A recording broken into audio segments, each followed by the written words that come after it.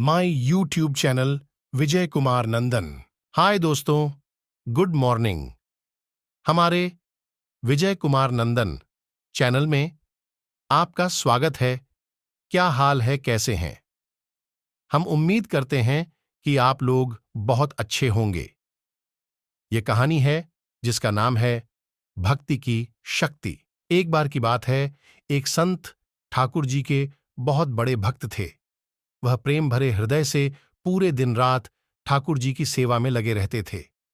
प्रातःकाल उन्हें बड़े प्रेम से उठाना, स्नान आदि करवाकर वह उन्हें अत्यंत प्रेम के साथ अपने हाथों से भोग लगाते और उसके बाद वह उनके भजन कीर्तन में लीन हो जाते और रात्रि में भक्ति और प्रेम से परिपूर्ण हो वह उनको सुलाकर ही स्वयं सोते। यह कार्य उनकी दिनचर्या बन गया था। ऐसा प्रतिदिन करते करते उनका समय कब व्यतीत हो जाता था, उन्हें स्वयं भी इस बात का झांत नहीं। उन्होंने बिहारी जी की सेवा में ही स्वयं को लीन कर लिया था। इसके अलावा उन्हें और कुछ झांत नहीं था। वह जहां भी जाते वहीं ठाकुर जी को अपने संग ले जाते। हर क्षण उन्हें सिर्फ ठाकुर जी का ही ध्यान रहता। वह सिर्फ उनकी ही बात किया करते और ठाकुर जी भी उन संत की सेवा भाव से अति प्रसन्न रहते थे। वो कहते हैं ना कि भगवान को सिर्फ भक्त का प्रेम भरा हृदय चाहिए और कुछ भी नहीं।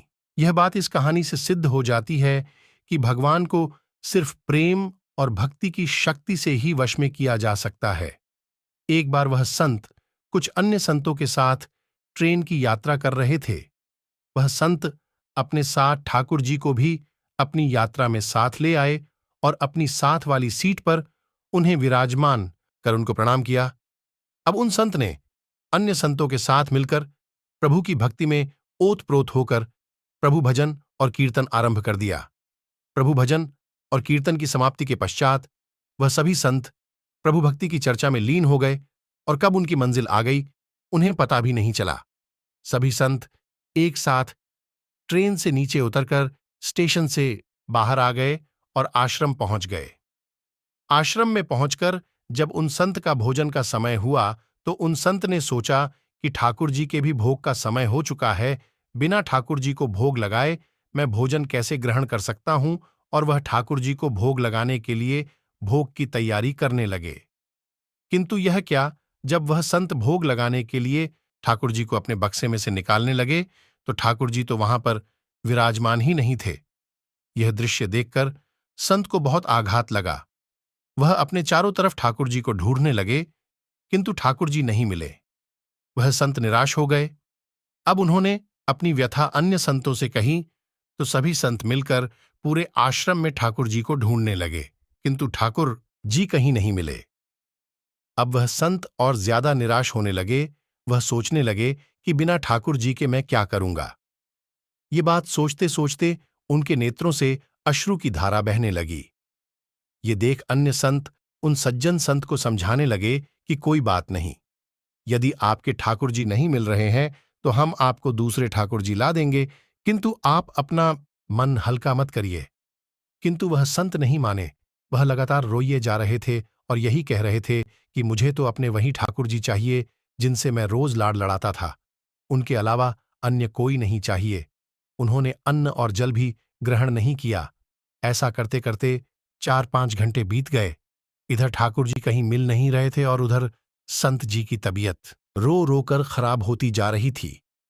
फिर अचानक एकाएक उन्हें याद आया कि आखिरी बार उन्होंने ठाकुर जी को ट्रेन में बिठाया था और प्रभु भक्ति की चर्चा में लीन हो वो कब बगैर ठाकुर जी को लिए ट्रेन से उतर आश्रम पहुंच गए उन्हें पता ही नहीं चला।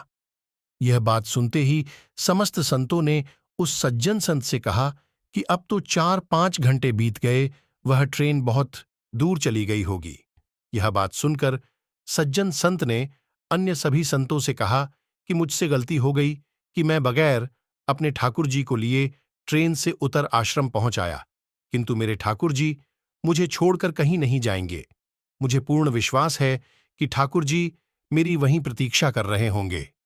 एक भक्त का अपने प्रभु के प्रति ऐसा आत्मविश्वास देखकर वहां उपस्थित सभी संत उन सज्जन संत को साथ लेकर स्टेशन की ओर चल दिए।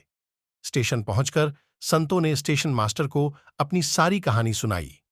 ये बात सुनकर स्टेशन मास्टर ने संतों से कहा कि एक ट्रेन पिछले 4-5 घंटे से स्टेशन पर ही खड़ी है।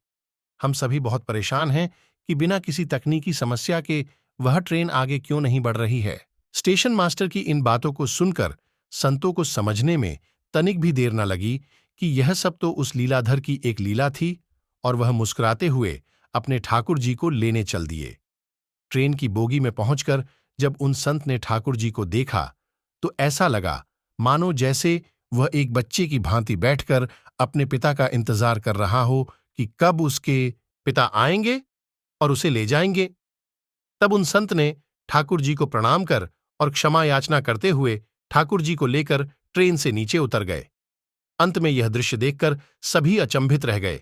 जब वह संत अपने ठाकुर जी को लेकर जैसे ही ट्रेन से नीचे उतरे, वैसे ही वह ट्रेन भी चल दी, जो बिना किसी तकनीकी समस्या के स्टेशन पर पिछले 4-5 घंटे से खड़ी थी। वहां खड़े सभी सज्जन पुरुषों ने भक्ति की शक्ति का यह दृश्य देखकर सभी ने ठाकुर जी के चरणों में शत शत प्रणाम किया और आश्रम की ओर चल दिए। गुड बाय, जय हिंद, जय भारत। उम्मीद करते हैं कि हमारी यह कहानी आपको जरूर पसंद आई होगी।